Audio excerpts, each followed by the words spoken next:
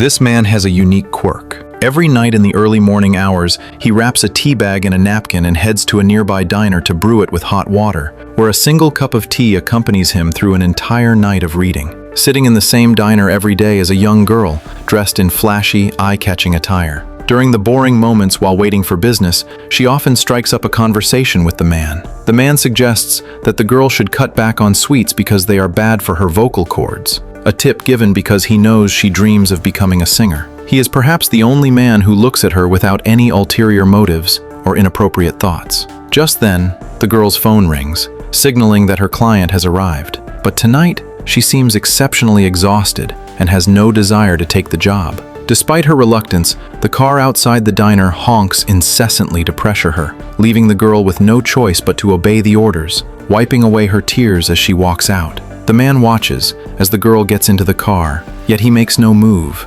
knowing that everyone has their own way of surviving. And this man, named McCall, has his own way of surviving as well. By day, he is an employee at a massive home improvement warehouse, a kind-hearted soul who maintains great relationships with all his colleagues. He even strictly supervises his coworker Ralphie's weight loss, all to help Ralphie achieve his dream of becoming a security guard. His life is incredibly disciplined. By 7:30 in the morning, his bed is already made. He stands before the mirror, carefully trimming his sideburns, polishes his shoes until they are spotless before heading out, and steps out the door precisely on time. Perhaps only years of military service could instill such rigid habits in him. The next night, McCall returns to the diner as usual to drink tea and read. This time, the girl sits across from him, and McCall notices bruises from a beating on her face. Perhaps because she has been troubled alone for too long with no one to talk to, she tells McCall her name is Alina and gives him an album she recorded herself. To her, being a singer might always be a distant and unreachable dream. But McCall encourages her to change her environment and be brave enough to be herself. I think you can be anything you want to be. Maybe in your world, Robert. Doesn't really happen that way in mine. Change your world. That night, they have a wonderful conversation and eventually walk home together. Just as they are saying their goodbyes, a car pulls up beside them and a man steps out, slapping Alina across the face without a word. It turns out he is the low-level leader of the Russian mob who controls Alina, and since she hasn't answered her phone all night, he has come looking for her in a fit of rage. Alina is dragged into the car, while a thug nearby holds a gun, watching McCall warily. Slavi only notices McCall standing there at that moment, assuming he is a customer, and pulls out a business card to hand to him, suggesting McCall visit their business more often when he has time. Because Alina is present, McCall chooses not to take action, watching silently as the car drives away. He appears calm on the surface, but deep within, a surge of fury is gathering like a silent undercurrent suppressed beneath a deep pool. For the next several days, McCall goes to the diner to read, but sees no sign of Alina, which he finds strange. Until one day, the restaurant owner tells him that Alina has been admitted to the hospital's intensive care unit.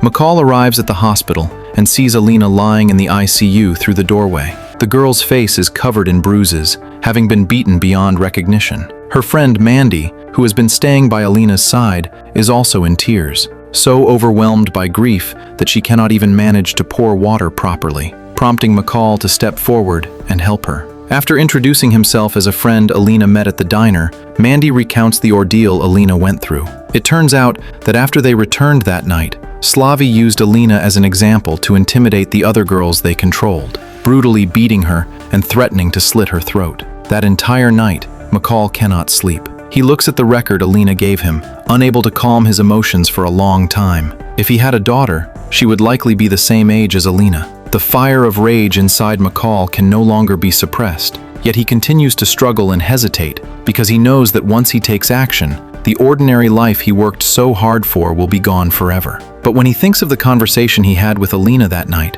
seeing a young girl in her prime sinking into darkness with no one to save her and her dreams about to be shattered, McCall lets out a long sigh and finally makes his decision. That evening, Slavi arrives at a Russian restaurant, which serves as the gang's stronghold in the city, with the upstairs private rooms acting as the office for him and his thugs. Just after he places the newly collected protection money into the safe, McCall pushes the door open and walks in. Slavi assumes he has entered the wrong room, but McCall pulls out that business card and places it before him. Slavi then realizes this is the man he encountered that night, assuming McCall is just a desperate customer who couldn't even wait to make a phone call and showed up himself, and prepares to mock the man with a few jokes. To his surprise, McCall pulls a thick envelope from his pocket and places it on the table, telling Slavi there is $9,800 inside to buy Alina's freedom. Only then does Slavi realize that this man isn't here for business, but to cause trouble. At this moment, the thugs sitting around the room begin to quietly draw their firearms and knives. Slavi reaches out his hand, and McCall, thinking he has agreed, goes to shake it. However, Slavi intentionally mocks and humiliates him. $9,800 only buys a month of time, and he will never let Alina go, intending to bleed her dry until she can no longer make money. He tells McCall to get lost. Seeing that paying money and talking sense won't work, McCall takes back the envelope and turns to leave. But just as everyone lets their guard down and gloats, McCall doesn't exit. Instead, he locks the door from the inside. He is prepared to begin a total elimination of everyone in the room. He quickly analyzes the distribution of people in the room and the available weapons, and in just 3 seconds, he has a complete combat plan ready. He presses his stopwatch to begin timing, and the next second, he springs into action.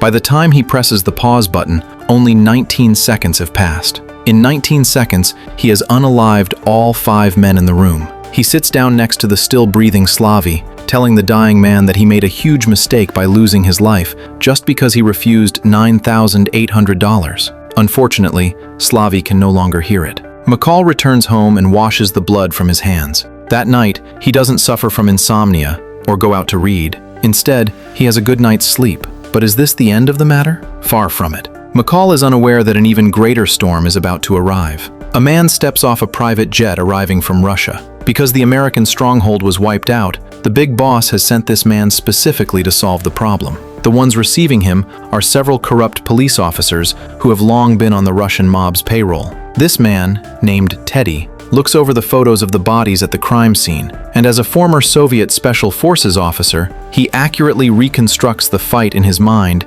based on the wounds on the corpses. However, it is clear that the person responsible is a professional, as none of the nearby cameras captured his silhouette or face. Teddy demands that these corrupt officers be at his full disposal to help him find this person. But Frank, the leader, scoffs at him, not taking Teddy seriously at all. Little does he know that he will soon experience the true terror of this man. The next day, Teddy has Frank take him to the Irish gang's territory. Frank finds it strange because there is no grudge between the Russian mob and the Irish, so he has no idea what Teddy is doing here. However, the Irish mob boss, Little John, has a huge temper and starts hurling insults at Teddy. Teddy, who had seemed calm and peaceful, suddenly grabs an ashtray and slams it violently against Little John. Frank, who has been reading the room, quickly follows suit and opens fire, shooting the other henchman dead. Teddy then proceeds to beat Little John like a maniac, landing punch after punch until Frank is completely stunned by the brutality. When Frank asks why they are attacking these people, Teddy tells him with total indifference that this is a warning to every gang in the city. He has arrived. This is merely the first move of this predatory beast. He immediately tracks down Mandy at her home because he noticed one of Slavi's girls is missing, and he has come to ask about the situation. Mandy is terrified by the sinister and ruthless man before her and breaks into tears, eventually confessing under the immense pressure that a man had visited Alina in the hospital, though she claims she doesn't know where he is now that Alina has vanished. Teddy sees through her lie instantly, but instead of beating her, he brutally unalives her by strangling her in his arms. To him, taking a life is just a means of getting things done, as human lives hold no value in his eyes. Meanwhile, McCall is unaware that a beast is stalking his tracks and closing in through the darkness. He goes to the home improvement store for work as usual, but finds it strange that Ralphie hasn't shown up. After asking the manager, he learns that Ralphie has actually resigned. He finds the snack shop owned by Ralphie's mother, where Ralphie is currently busy cleaning up the mess. McCall sees that the shop looks as if it has just suffered a fire, with the entire storefront burned into a tragic state. Ralphie claims it was an accidental fire, but McCall can tell at a glance that this was intentionally caused by someone. McCall says nothing and stays to help Ralphie clear out the debris. Afterward, McCall asks Ralphie what really happened, but Ralphie hesitates and seems worried about something, eventually brushing it off with a forced, casual explanation. However, he is no longer able to return to his job at the home improvement warehouse, as he must stay behind to help his mother look after the shop. That night, 2 police officers are eating in the shop when they suddenly stand up to drive away the other customers and begin pounding on the table in front of Ralphie's mother. Helpless, Ralphie's mother pulls an envelope full of cash from her pocket and hands it over, after which the 2 officers finally leave with satisfaction. The 2 men boastfully mock the woman,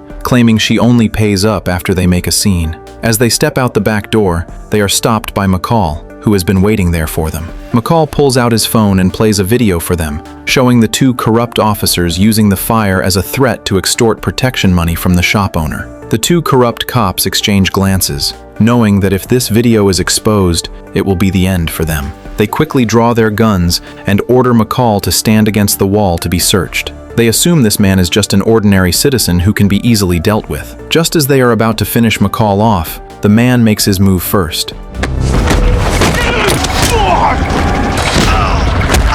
In the blink of an eye, McCall has knocked both of them to the ground. He could have easily used a gun to end these villains who oppress the people, but instead, he unloads the bullets. He gives them a chance to turn their lives around, return all the money tonight, or the video will appear on the television news channels tomorrow. Ralphie returns to work at the store, but this time he has changed roles and become a security guard. Everyone is happy to see him back. McCall looks at him with satisfaction, feeling that this is the true meaning of seeking justice for others. That night, McCall is wrapping his tea bags in napkins as usual. He suddenly senses a disturbance at the door and, being exceptionally alert, heads over to find the key ring hanging on the wall swaying slightly. He flings the door open to find a man with cold, predatory eyes standing before him. The visitor is none other than Teddy. He poses as a detective to ask McCall a few questions about the incident at the diner, but McCall's answers are airtight and reveal no flaws. Then, Teddy pulls out a photo of Mandy's tragic death to show him.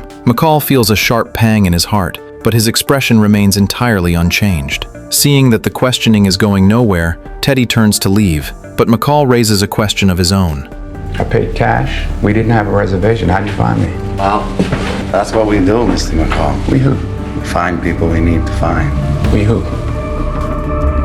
Teddy leaves in a hurry. This is their first meeting and their first confrontation. After this conversation, both have locked onto the other as their primary target. Through the data retrieved by the corrupt police, Teddy discovers that McCall's history before working at the store is entirely fabricated, meaning his previous life is a complete blank that no one knows about. Teddy realizes this man is far from simple and decides to set a trap to capture him alive. McCall also knows that the other side will not stop at just one visit, so he begins making thorough preparations at home. On this particular night, McCall is reading at the diner as usual. A road worker comes in for a late-night snack, but McCall can tell at a glance that this man is not a worker because his palms do not have a single callus. Realizing his identity has been compromised, the man can only give a helpless, bitter smile. He is actually an assassin sent by Teddy. The assassin pulls out a handgun and orders McCall to step outside with him. Meanwhile, the vision of the surveillance team waiting outside is suddenly blocked by a large truck. In those few short seconds, a massive change occurs inside the diner.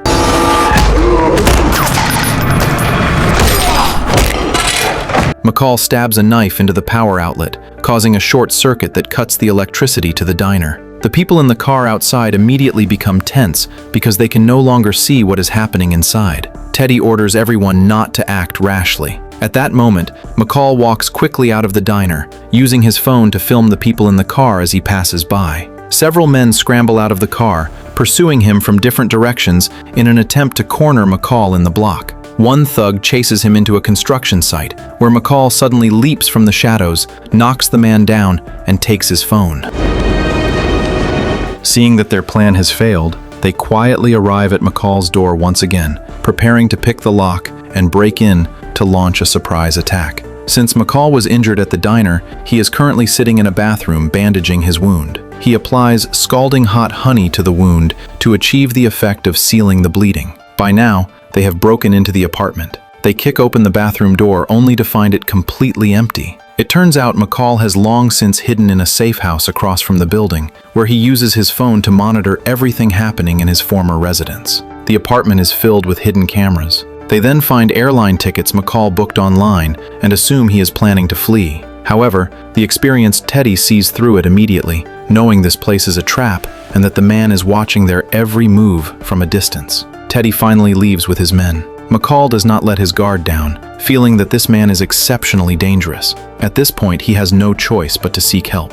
McCall drives to a quiet and luxurious estate where an old friend and her husband live, as the wife is actually a senior consultant for the CIA. He asks Susan to help him investigate the profiles of the individuals he managed to photograph. It is revealed that McCall's true identity is a former secret operative for CIA black operations who faked his own death in a car bombing to live a quiet, anonymous life. Susan quickly discovers that Slavy, the man McCall dealt with, was a subordinate of the Russian business tycoon Pushkin, who has massive investments and many corrupt police officers under his thumb in the city. The man in the photo is Teddy, a former Soviet Special Forces officer and one-time KGB agent sent by Pushkin to resolve the situation. This man is extremely cunning and lethal, making him a foe that is definitely not to be trifled with. Susan understands that McCall didn't come to her to hide, as he is not that kind of person. She knows he is actually seeking a silent approval to take action. With the green light given, he is now ready to let loose and finish what he started.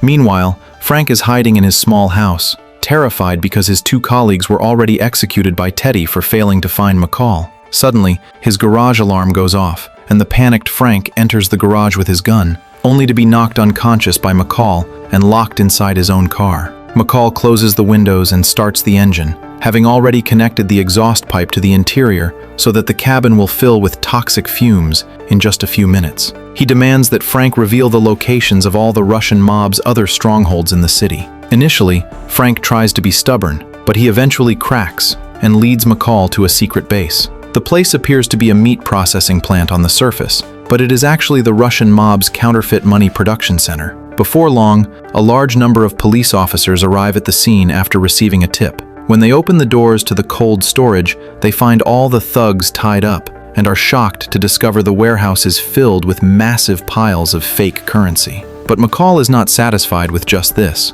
Since the dance has started, he decides to make it an even bigger spectacle. Under the cover of night, he goes to a coastal oil refinery alone and blows up the entire facility and all its pipelines. He is like a dark knight tearing through the shadows, taking on a massive criminal empire all by himself.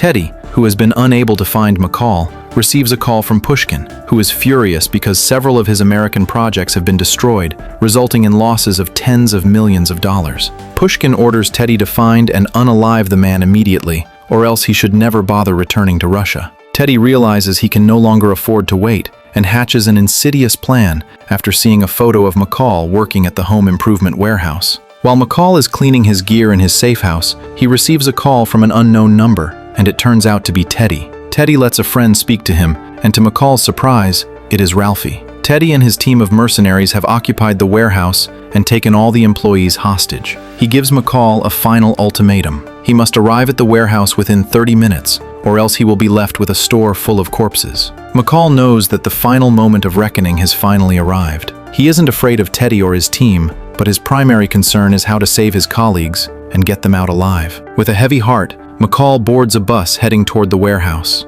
Teddy's mercenary team detects the approaching bus and prepares for a long-range shot. However, when the sniper looks through the scope, he discovers that McCall is not on the bus at all. Teddy knows McCall is playing another one of his tactical games, so he orders his men to unalive a hostage first to give the man a warning. Suddenly, music begins to blast over the store's PA system, and a thug orders Ralphie to lead him to the broadcasting room. The gunman pushes Ralphie into the room and turns off the microphone. An image suddenly flashes at the door, and when the thug turns around in a panic, the figure has already vanished. He cautiously moves toward the door with his weapon raised. It is McCall, who had managed to slip into the store much earlier than expected.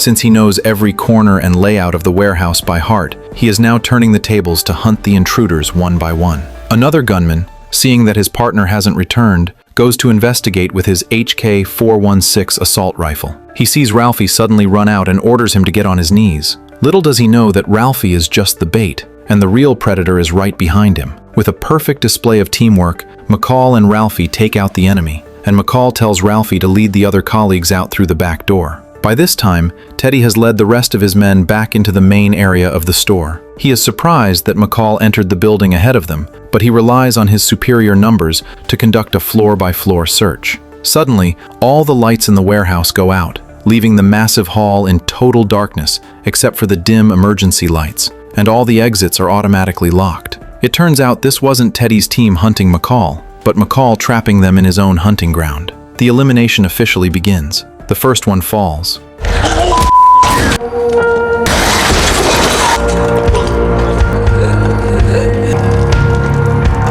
Then the second.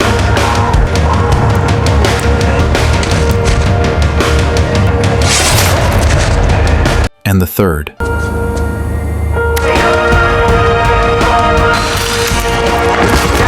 A thug enters the mirror section and hears a slight sound, seeing a shadow flickering among the swinging mirrors. In a fit of frustration, he opens fire and shatters all the glass. In that instant, McCall drops down behind him to deliver the final blow. After several rounds of combat, McCall hasn't yet finished the thug and is instead tackled to the ground, where the enemy strikes his injured leg. McCall struggles to flip over and grab the man's throat, but he is pinned down once again. Just as a shard of glass is about to be driven into his face, he finds the right moment to grab a large piece of glass and drive it into the back of the thug's head. After the intense fight, McCall is covered in wounds and exhausted. Teddy, hearing the gunfire, is rushing toward his position with the remaining men. Suddenly, someone grabs McCall's shoulders, giving him a start, but he realizes it is Ralphie who has returned to help. Ralphie supports the injured McCall as they struggle to move forward. A bullet suddenly hits Ralphie in the thigh as a gunman catches up from behind. Despite being wounded, Ralphie refuses to leave McCall behind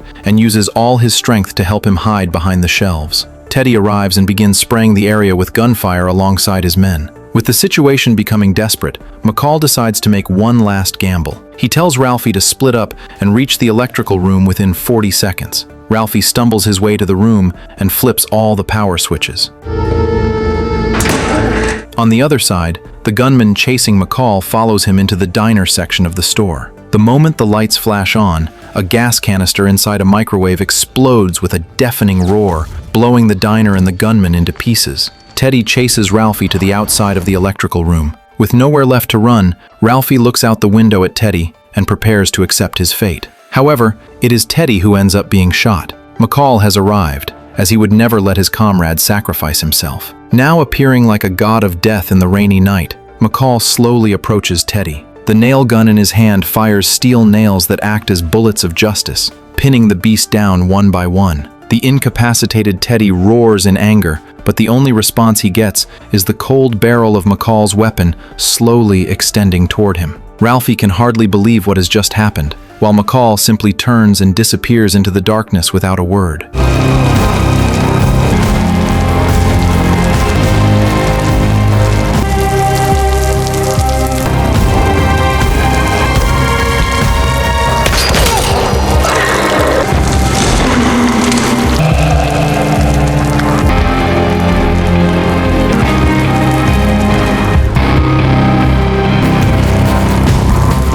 But the story is not yet over. 3 days later, in a luxurious mansion in Moscow, Pushkin emerges from his shower only to find McCall sitting in the corner of the room. The man has actually traveled all the way to Russia to find the mob boss in his own home. McCall turns off the lights and vanishes from Pushkin's sight in an instant. Pushkin believes he might have a chance to escape, but he fails to notice the exposed electrical wires near the overflowing sink. Wicked people can never live out their lives with the hope of escaping their sins. For justice may be delayed, but it will always arrive, because in this world, there will always be a champion of justice watching you from the shadows.